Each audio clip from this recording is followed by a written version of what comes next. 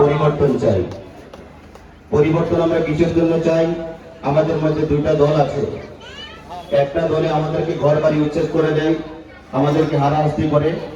আর একটা পার্টি গিয়ে যাদেরকে উচ্ছেদ করে তাদের সাথে তাল মিলিয়ে তাদের সঙ্গে কান্দাকাটি করে।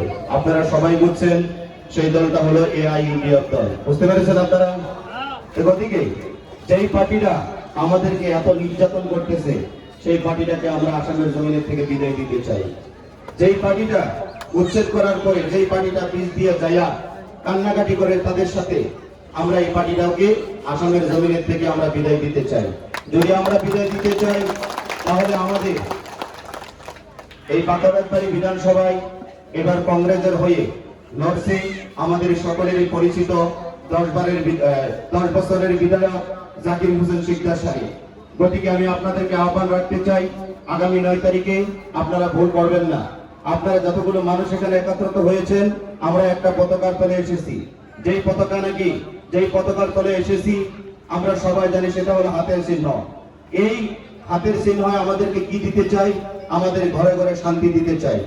এই হাতের ছবিতে যদি আপনারা ভোটটা দেন, আমাদের প্রত্যেকের ঘরে ঘরে আশা করা যায় একটা শান্তি আসবে। শান্তি আসবে তো? গতিকে শান্তি আমরা সবাই চাই। আজকে হিন্দু মুসলমান সবাই আসামের জমিনের মধ্যে শান্তি চাইতেছে। আপারে যান, যেটা পরিবর্তন আগে ছিল তার থেকে এখন আরো পরিবর্তন হয়েছে।